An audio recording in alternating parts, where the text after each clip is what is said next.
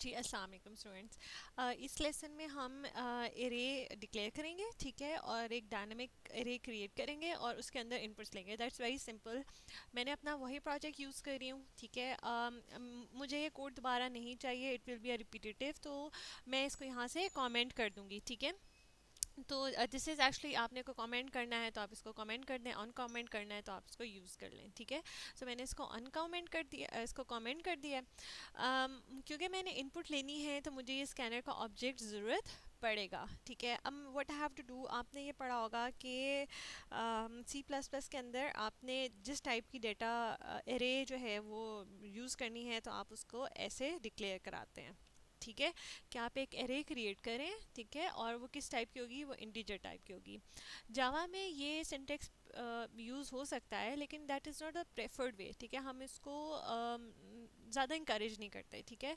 किस सिंटेक्स को हम इंकरेज करते हैं कि हम ये कहते हैं कि हम एक इन टाइप एरे बना रहे हैं, ठीक है, किस नाम की, इस नाम की, ठीक है।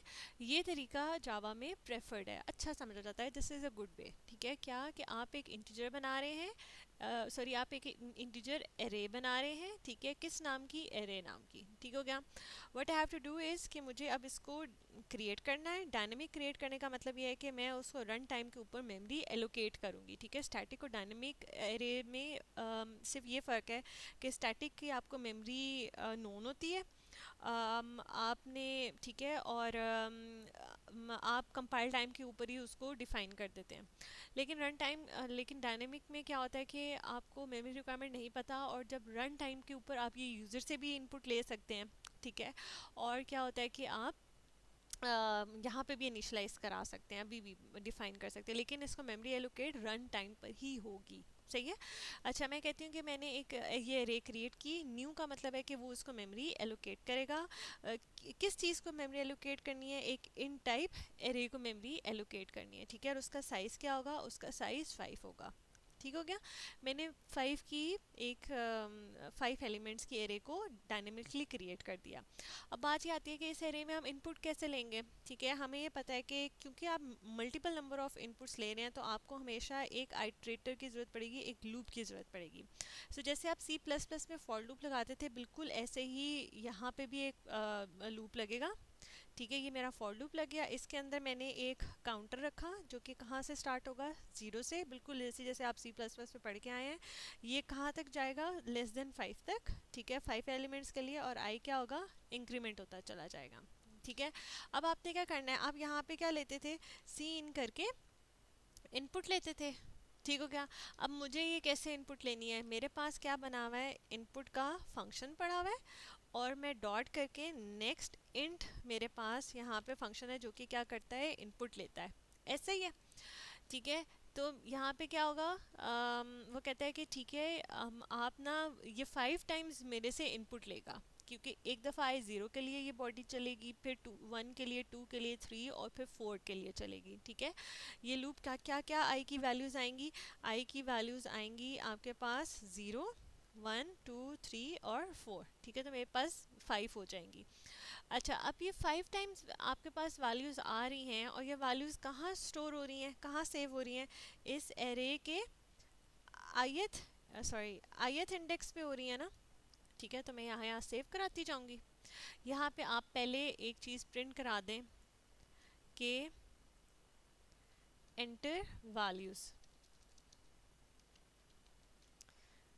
ठीक हो गया। एंटर करें क्या, वैल्यूज़, तो क्या करेगा, 5 वैल्यूज़ आपकी एंटर कर देगा, ठीक है। इसको रन करते हैं, वो मुझे कह रहे हैं एंटर करें वैल्यूज़, मैंने क्लिक किया उस पर, ठीक है। 2, 44, 5, 6, 7, मैंने 5 वैल्यूज़ इनपुट की, मेरा प्रोजेक्ट सक्सेसफुली क्लोज हो गया, ठीक हो गया। अच्छा, अब आप चाहते हैं कि आप ये जो 5 साइज़ है ये आप कहाँ से लें, यूज़र से इनपुट लें, ठीक है।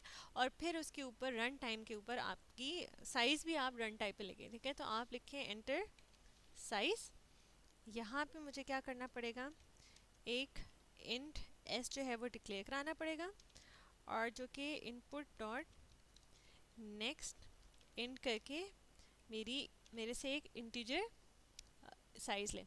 अब एक देखो चीज़ जो मैं आपको बताना चाह रही हूँ, आप स्कैनर का ऑब्जेक्ट एक ही दफ़ा बनाते हैं, ये मैंने एक ही दफ़ा क्रिएट किया है, लेकिन मैं उसको यूज़ नीचे मल्टीपल टाइम्स कर सकती हूँ। ऐसा नहीं है कि आप यहाँ पे फिर क्रिएट कर दें, यहाँ पे फिर स्कैनर का ऑब्जेक्ट क्रिएट कर दें डिफरेंट नाम से। नहीं, स्कैनर का ऑब्जेक्ट एक ही दफ़ा क्रिएट हो गया ना, मतलब एक दफ़ा इट्स लाइक कि आपका एक इट्स लाइक अ डोर, ठीक है, it has open for you, ठीक है, आपने उसके अंदर जितने भी आप फंक्शंस हैं आप उसको यूज़ कर सकते हैं। ठीक हो गया।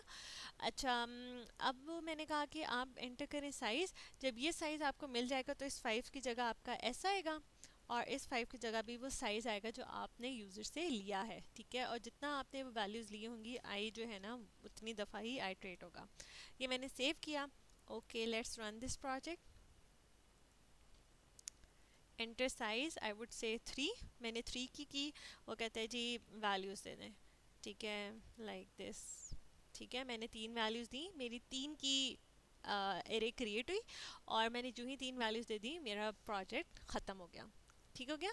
So I hope the things are little clear to you. आपने क्या किया, आपने यहाँ से क्रिएट किया। आपको जो इसमें चीज़ें सीखनी है ना, 2-3 पॉइंट्स हैं इसमें सीखने वाले, वो ये थे कि आपने डिक्लेयर कैसे करनी है एरे। डायनेमिक एरे क्रिएट हमने रन टाइम के ऊपर इसलिए करते हैं कि अगर आपको कंपाइल टाइम के ऊपर ना पहले से नहीं पता साइज, तो हम रन टाइम के ऊपर मेमोरी एलोकेट कर देते हैं, ठीक है।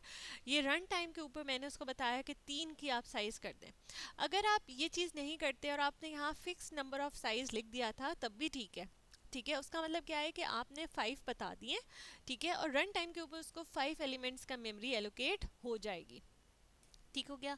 अच्छा, दूसरी चीज़ कि अगर आप एरे की इनपुट ले रहे हैं तो वो लूप के अंदर आप उसकी नेक्स्ट इनका आप फंक्शन कॉल करेंगे, और एरे के हर इंडेक्स के ऊपर आप वो वैल्यू क्या करेंगे, असाइन करते चले जाएंगे, ठीक है। That's how you deal with array, ठीक है, इन जावा। सही है। I hope this is clear to you. इसको प्लीज़ रन करें एंड बी कॉन्फिडेंट। जो चीज़ आपको नहीं समझ आती please do comment below. Thank you so much.